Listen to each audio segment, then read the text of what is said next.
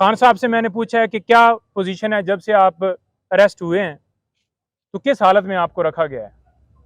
उन्होंने कहा है कि मुझे सी क्लास में इन्होंने रखा हुआ है, छोटा सा कमरा है, चक्की वाले कमरे में उन्होंने रखा हुआ है मुझे, और यहाँ पर ओपन वाशरूम है, उसके ऊपर वाशरूम के अंदर कोई शावर नहीं है। वहां पर उन्होंने ये बताया कि दिन को मक्खियां होती हैं और रात को कीड़े होते हैं। ऐसी हालत में उन्हें वहां पर रखा गया है। खाने के हवाले से उन्होंने कहा है कि मुझे कोई इशू नहीं है, दे मुझे दाल रहे हैं, साग रहे हैं, वही है खाना, लेकिन इस हवाले से मुझे कोई इशू नहीं है, जो भी खाना मर्जी है वो दें। और साथ उन्होंने ये भी कहा है कि अगर मुझे डी क्लास में रखते हैं, वो इससे भी अगली क्लास में रखते हैं, तो मैं बिल्कुल तैयार हूँ, मुझे उस हवाले से कोई परेशानी नहीं है कि मुझे ये डी क्लास में रखें।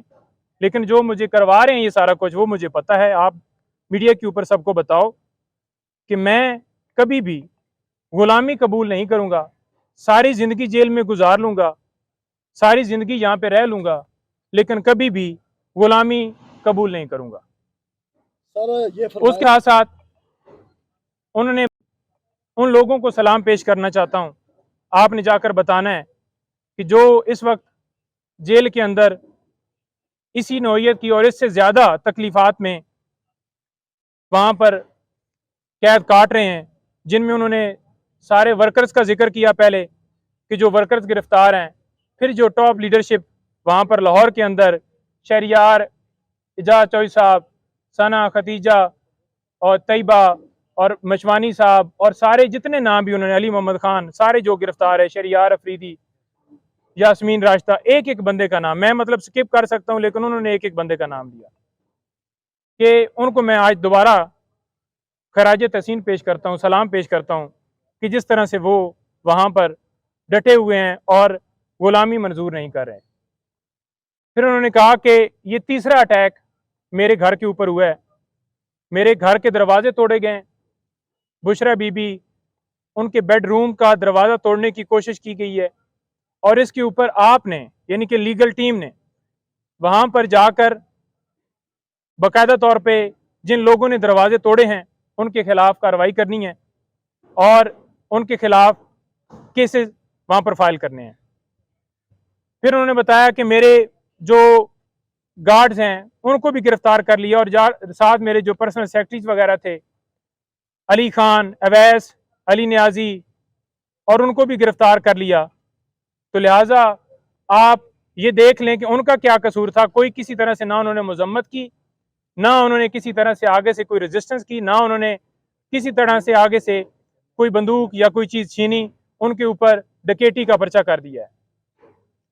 फिर उन्होंने कहा है कि जो पीटीआई की कोर कमेटी है वो फैसला करेगी, जो भी हमारा लाए अमल होगा, कोर कमेटी को सारा इख्तियार मैं दे के आया हूँ, कोर कमेटी सारा फैसला करेगी और मेरी मुशावरत से करेगी, कोई एक बंदा डिसीजन नहीं लेगा, कोर कमेटी सारे फैसले पीटीआई के हवाले से करेगी। फिर उन्होंने ये कहा कि जो मुझे यहाँ से अगवा किया गया है, ये 9 मई की तरह दोबारा अगवा था। जिस तरह से 1 बजे पुलिस फौरन पंजाब की वहां पहुंची है, ना उनके पास कोई मुझे वारंट दिखाया गया है, हालांकि मैं खुद कह रहा हूं कि मैं चलने के लिए तैयार हूं, और ज़बरदस्ती मुझे दबोच के कपड़ा डाल के वो गाड़ी के अंदर उन्होंने जाके मुझे बिठाया है।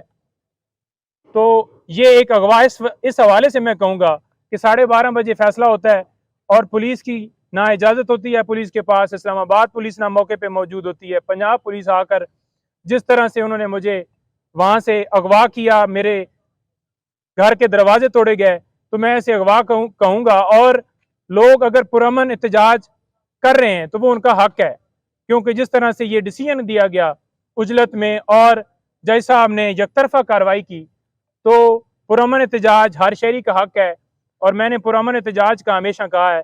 मैं अब भी यही कहूँगा कि पुरअमन एहतजाज वो हक है और वो पुरअमन एहतजाज होना चाहिए। किसी जगह पे तोड़ फोड़ या किसी जगह पे जलाओ घिराओ कोई ना, मैंने पहले कहा ना मैं अब कहूँगा, पुरअमन एहतजाज करें।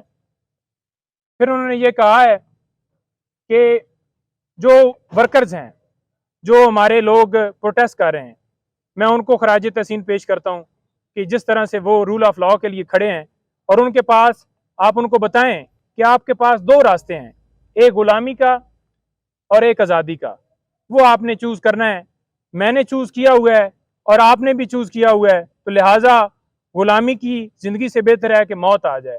तो लिहाजा आपने ये जंग जो है जारी रखनी है। साथ हमने एप्लीकेशन लॉयर्स के हवाले से जो सुप्रीटेंडेंट साहब हैं उनको दे दी है कि एक तो खान साहब को एक क्लास दी जाए जो कानून के मुताबिक उनका हक है, और दूसरा हमने ये कहा है कि डॉक्टर फैसल साहब जो उनके डॉक्टर हैं, अभी तक उनको इजाज़त नहीं दी गई, और उन्होंने स्पेशली कहा है कि मेरी फैमिली से बुशरा बेगम, उनको मुझसे मिलने की जो है वो इजाज़त दी जाए। और उन्होंने, और एप्लीकेशन के अंदर हमने ये कहा है कि पॉलिटिकल जो लीडर हैं पीटीआई के, उनकी हमने लिस्ट दी है और उनको मिलने की इजाज़त दी जाए। आज तक सिर्फ और सिर्फ मैं जाके मिला हूँ, किसी बंदे को कोई इजाज़त नहीं है। और वो ये कह रहे थे कि यहाँ पर जो रहने का माहौल है वो बड़ा ख़राब है, किसी हवाले से मुझे कोई फैसिलिटी नहीं है, वहाँ पर कोई एसी, कोई कूलर, कोई चीज़ वहाँ पर नहीं लगी हुई। एक छोटा सा कमरा है, बिल्कुल छोटा सा कमरा है।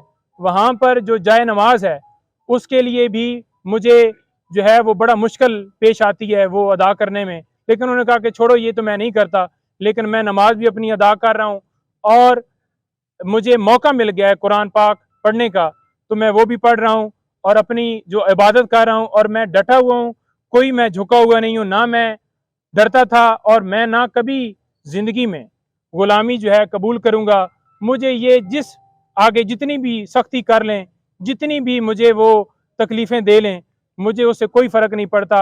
मेरी हिम्मत जो है वो बुलंद है। और आप देख लें कि हमारी मुलाकात हुई है आज तोशाखाना केस के अंदर, हम आज उसके अंदर अपील फाइल नहीं कर पाए। उसकी रीज़न ये है कि अभी वकालतनामे हुए हैं, हमारा एक दिन जो है वो जानबूझकर ज़ाया किया गया है। हम कल इसके अंदर वकालतनामा साथ लगाकर वकालतनामे हमने करवा लिए हैं, सुप्रीम कोर्ट के भी और हाई कोर्ट के भी, और उन्होंने वाज़ेह कहा है कि उमर फारूक जो चीफ जस्टिस हैं इस्लामाबाद हाई कोर्ट के, उनके ऊपर मुझे एतमाद नहीं है, तो लिहाजा वो मेरे केस की समाअत ना करें। पहले भी उन्होंने जिस तरह से समाअत की, मुझे उन्होंने कोई उनसे इंसाफ की उम्मीद नहीं है।